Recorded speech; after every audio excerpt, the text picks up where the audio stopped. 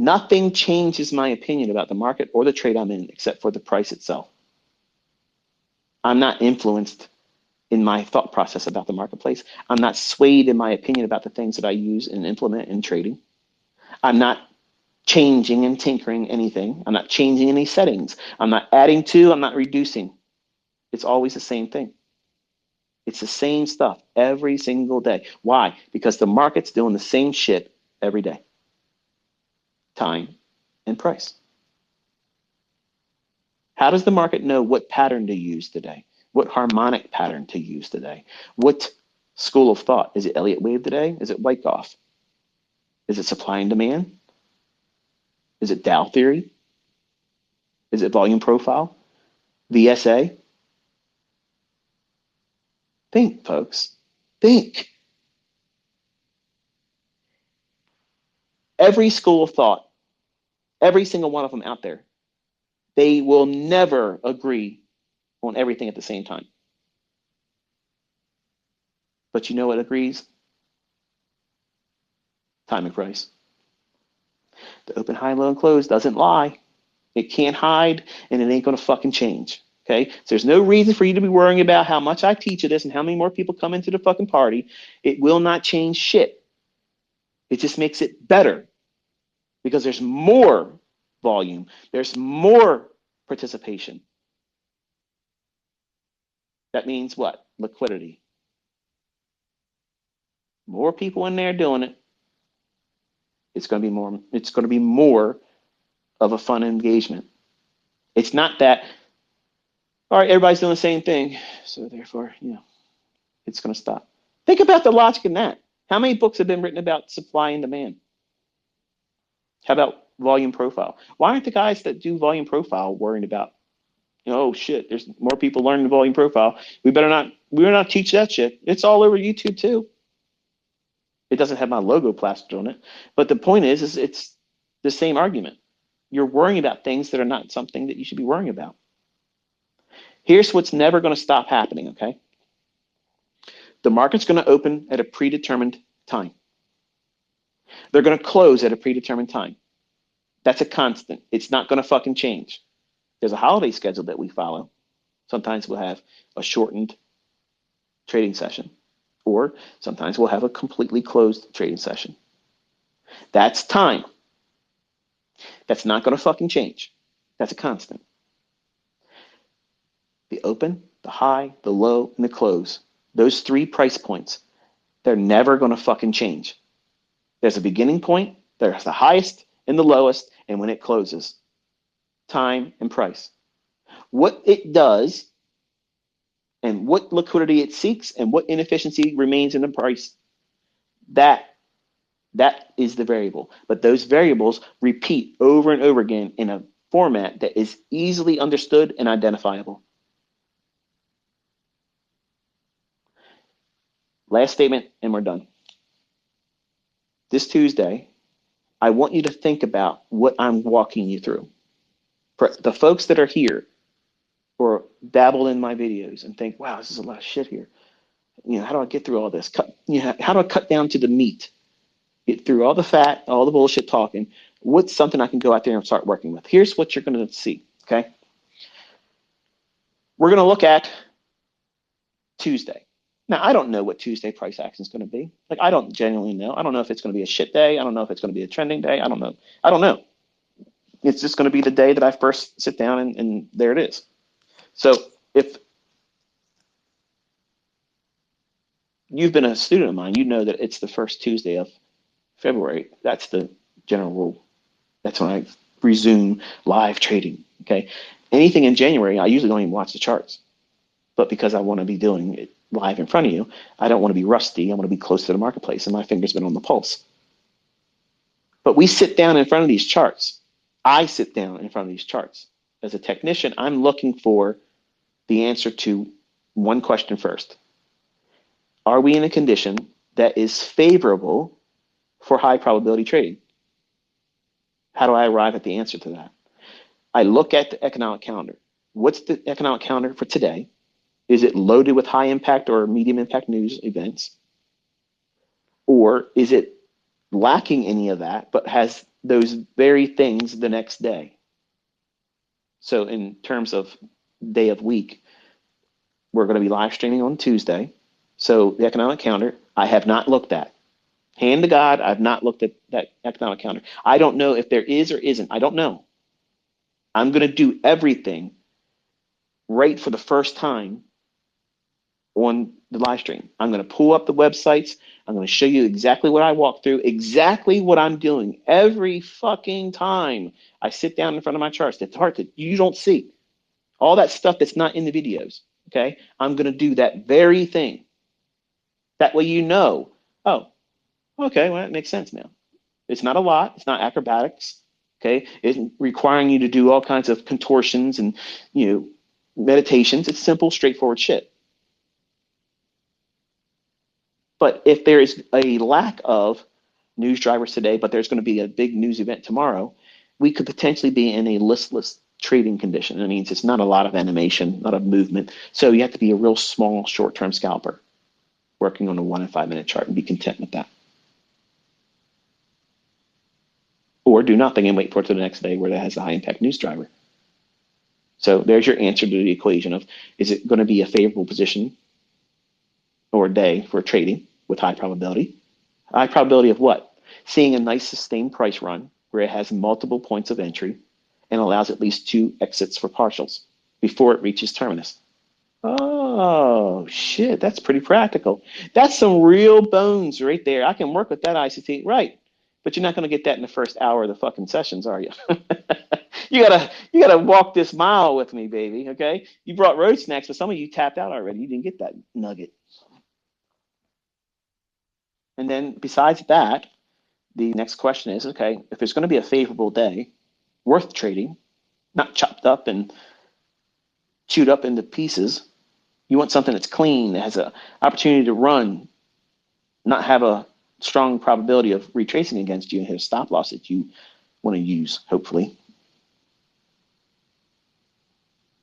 Are you bullish or are you bearish? How do we know that? We're using on the weekly chart. What's the weekly chart likely to do? Expand higher, expand lower. That's your premise going in. Premise is not narrative and it's not bias. It's just where we start from. And then we look at the lay of the land. What's the chart showing us? What did it do overnight in London? What did it do the last 2 days? Because we're on day 3 right now. The last 3 days, previous highs and lows. That's where your word that won't be named is going to reach for liquidity.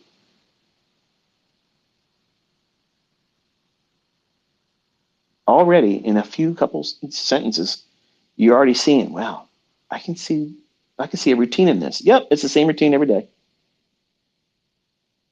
But you'll hear people say it's complicated. I'm not overcomplicating shit. I'm giving you a PhD level education. And you can streamline this down into the leanest, meanest motherfucking model you can ever come up with very few moving parts.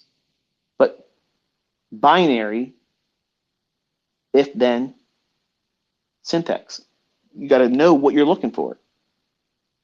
If it does this, then you do that. If it does this, but not that, you do nothing. I'm walking you through that real time with a chart. There'll be a session portion that before the markets open up. We're doing this, so that way we have an idea, an expectation of what we're looking for. And if this does not pan out, what would constitute a reversal? Not every situation brings that. But I'm going to frame out what would cause that.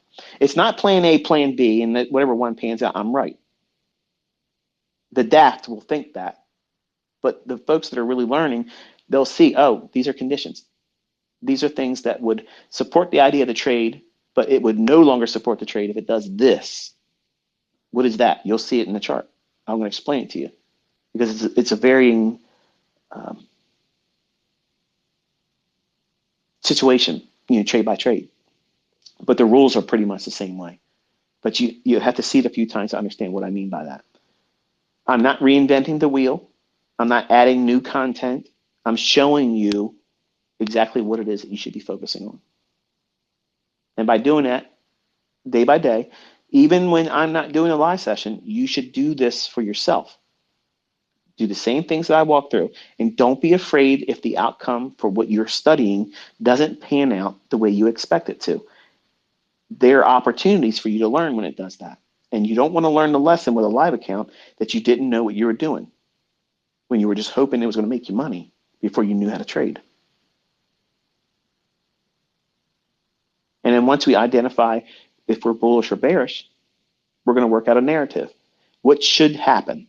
What should price try to do? If it's bullish, what should it try to do? What level of manipulation? What liquidity should it reach for? What shouldn't it reach for? And how should we expect the price to deliver? And then when the market starts booking price, you'll hear me call every candle. This is what we want to see. We don't want to see this. This is what we should see. There's nobody doing that. Everybody out there pretending they figured out my enigma, you'll never see them call every single 1 minute candle and outline exactly what it's supposed to do.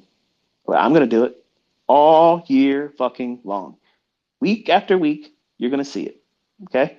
So if you want to see somebody pour everything into you, I'm doing it. I'm daddy. All you have to do is show up. Take notes, and I promise you, the end of this year will be worth celebrating. You will be in a location, mindset-wise, experience-wise, and skill set-wise, that you can't fully appreciate yet. But once you arrive there, you're going to remember this conversation, sitting here listening to this. You're going to know exactly what I meant then. Not now. You're excited for it now. But when you're there, no one's going to be able to take it from you. No one's going to cause you to doubt it. No one's going to make you feel like you wasted your time. You will have arrived. You'll know exactly what you're doing, when you're supposed to do it, why you're doing it, and when not to do something. You will not feel like you have to second guess what you're doing. You won't be influenced by anybody else. You probably won't even be on social media anymore afterwards. And that's a good thing. Your circle of influence will be the person in the mirror, as it should be as a trader. And I'm excited. I'm so fucking excited to see what all of you do with it. And I'm hoping that you're forthcoming with it. Don't be greedy with it and try to hide it and pretend and go around pretending you figured something out on your own and bullshit. Because there's a lot of you now that know my content, you're familiar with it, and you can see when people are calling bullshit, renaming it and doing other kind of dumb shit with it. You'll be ridiculed by that. You'll get more respect if you're just honest and say, you know what, I went through the task of going through it, like you said, and I'm my own trader now, and I'm using these concepts. That's awesome. I got all the respect for that. If you do well, I'll bump you. I got no problem. I'm not hiding people. I'm trying to promote you. There's nothing in me that's trying to slow you down. I guarantee you there ain't one motherfucker out there that's teaching paid or for free that's pouring more into anybody than I am. Because I know where I'm taking you. I know the outcome of this. Not for all of you, but for the ones that put the work in, I already fucking know. And I can't wait. I can't wait for you to understand exactly what I mean by that. Because once you feel it and you experience it, that's empowerment. That is confidence. That's not arrogance. That's not pride. That's confidence. The thing that you're lacking right now. You think you're confident your job needs you right now. It doesn't need you. You need it. You lie to yourself.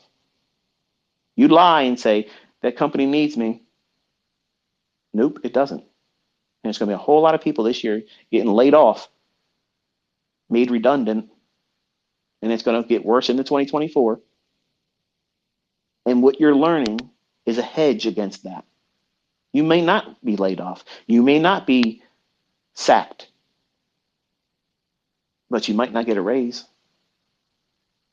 And that would be impactful to you, wouldn't it? This gives you the ability to give yourself a fucking raise whenever the fuck you want. You want a new car? How much does it cost? Okay, let's figure this out. I need this many pips, this many points. Over the next 4 months, I can pay that bitch off in cash. Done. And not even drain anything and put yourself behind the 8 ball with all the other rules and goals that you have for yourself in your trading. Imagine this, okay? And I promise this is it because I'm starving now. ICT. You keep saying you're going to stop. You keep going. I over deliver, motherfucker, and don't you complain about it, okay? Don't you complain to me about getting more than what you paid for, okay? Nobody fucking does that. Sit down. Imagine the power of saying, you know what? And this is not repping any specific funded account or company. And I think if there's anything that should be looked upon as maybe not lasting forever, it's that. I don't think the funded account type thing is going to be a thing for long term. I might be wrong. I've been wrong, but it's unregulated in a lot of ways, and I think that will eventually be affected. But that need not be a concern. Okay, I'll talk about this year how you can find ways to get money with the skill set that you'll learn. Because believe me, there's lots of ways to do that. You don't need funded accounts to do it. But let's just say, for instance, once you get to the point at the end of this year, you know what you're doing. How many of you own your own home? How many of you rent? How many of you have a home with no mortgage? How many of you want a home with no mortgage? How many of you want a home with no mortgage and a new car with no car note? Now imagine at the end of this year, you have this skill set. You know how you can go in and get 25 handles per week out of the S&P. Multiple ways to do it, but you know with confidence, 25 handles is easy.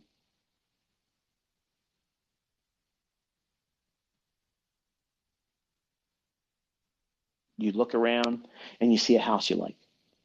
Okay? It may not be $2 million, 9,000 square feet, but it may be something that you would love to live in. You think to yourself, wow, you know what? I'm going to work diligently to try to get the closing costs, the down payment, so that way I don't have to have a PMI, which is like the secondary mortgage that a home buyer has to pay if they don't pay at least 80% of the note on that mortgage when they first buy it at closing. Get those closing costs associated with buying it covered, okay, for that particular house. And you secure your selection on a new vehicle, not a Lamborghini because they're garbage, okay, but a new ride, something that's reliable, something that you like, and it's economical. The best thing you as a trader can do is, number one, give yourself a nice living place and a reliable form of transportation. If you can secure that and it costs you nothing out of pocket except for the upkeep on it, you are actually in the highest bracket in the United States, because most people don't own their home and most people don't own their cars. They're paying a note of some kind. Imagine the power and confidence in knowing that, okay, I'm going to purchase this house with somebody else's money, because that's what you're doing if you're using that funded account. Yes, you're paying your monthly expense to maintain it, from what I gather from it. That's what I understand about them. But you secure the funding and you do the work to build the account up, and you get that house settled. It's in your name, but you didn't pay it off yet. And you secure your car. You didn't pay it off yet, but you're paying the notes on it through your trading. You have one account that meets those expectations, and that's it. You're not taking your results to social media. You're not doing this crazy shit where you're trying to look better than everybody else. You're not competing with anybody else. You're just making ends meet. In that role of that one funded account, is to make the minimum expectations in terms of cost between the car and the home. Then you start a secondary account that's completely outside of the workload that you placed on that one. That's all you do with that account. Once you meet it, you stop. You fucking stop. You don't push it anymore. It's only there to work for you. You make your car note, you make your house note, and you cover the cost of whatever that funded account monthly payment thing is that they require, whatever that is. And then you stop. You trade your other account. Your other account is the account that you're trying to do for growth. You use that to parlay up. Same 5 handles a day, 25 handles a week, and you let the heavy lifting of money management do all the work. And you work over the course of 1 calendar year with that. In 1 calendar year, you should have no problem covering the cost of that car note. Then that car note money is no longer an issue. The money that you would have been paying towards the car note, you now apply to your house note in addition to. And then now with that secondary account, you work towards building up sizable lumps that you put towards each new quarter or 6 months or in a year that you throw at that mortgage, and you pay it off inside of 3 years. You own your house and your car. You use somebody else's money with a skill set that I'm going to give you for free this year. So in 3 years, did I say you're a fucking millionaire? No. Did I say that you could have your own home paid for and your fucking car paid for with this skill set and give you a way of doing it and a process, a procedure to do it? I think I just outlined a model for some of you that I think is practical. It's practical. It's not high and lofty. It's not immediate gratification. And it's obtainable. Contrast that with what you are doing right now. How is what you're doing right now, if you're not doing this, if you're not part of this phenomenon, this movement of ICT and the world growing in an understanding of how to tap into these marketplaces and withdraw and harvest abundance. If you're not doing that, if you're not taking advantage of it, making it a goal for you to find another stream of income using a skill set that's transferable, if you're not doing that, what's changing in your life for the better? How are you going to get closer to those goals? Because if you don't own your own home and you don't own the car, free and clear, when will you? And how will you?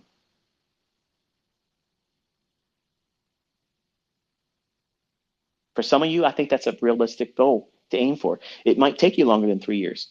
But if you're working towards that goal and you're seeing progress, what's wrong with it? Nothing. It's giving you a target to aim for. But what happens if you already own a home? And what happens if you already own a car, several cars? What do you set as a goal? Whatever your heart's content is. But whatever it is, you set it to paper. Write it out.